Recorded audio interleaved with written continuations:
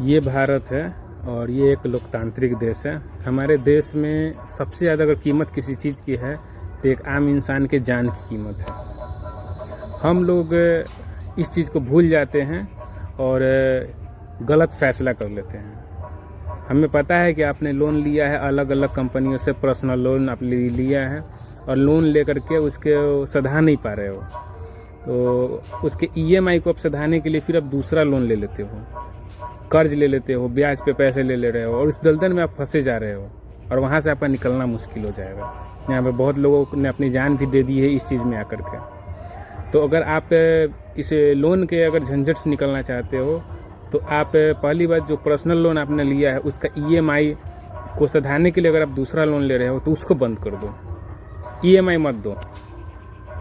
हम कोई वकील नहीं है, लेकिन मैंने जैसा अपने लाइफ में देखा है और जैसा किया है उस तरह से अगर आप करोगे तो आप इस दलदल से निकल सकते हो।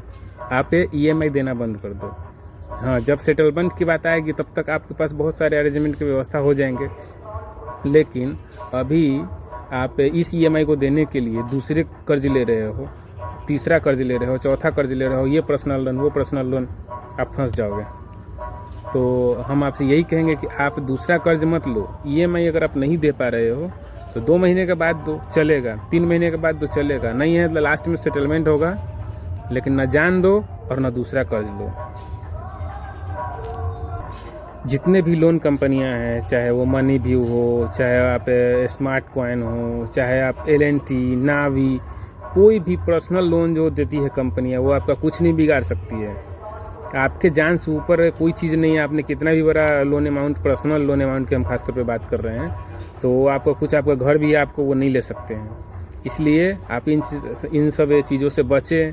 आप कोशिश करें कि आप दूसरा कर्ज ना लें। हाँ, इनका कर्ज लिया है तो इनको सधाना पड़ेगा। हम ये नहीं करेंगे इनका आप कर्ज नहीं दो, लेकिन दूसरा कर्ज ना लो। दूसरा कर्ज लेकर के इसको मत सधाओ। अरे हमारे पापा को पता चल जाएगा तो ये घर वाले को पता चल जाएगा, वो मत सोचो। वो सोचोगे तो एक दिन उनको पता चलेगा भी और आप फंसोगे भी। ठीक है, तो आप इन सब चीज़ों का ख्याल रखें और जान देने की ज़रूरत नहीं है और लोन कंपनियों के रिकवरी एजेंट के बातों में आने की ज़रूरत नहीं है। उनको आप आरबीआई के गाइडलाइंस की जानकारी दीजिए और बोलिए कि आपको जो भी करना है आप कानूनन कर सकते हैं। Thank you so much. जय हिंद।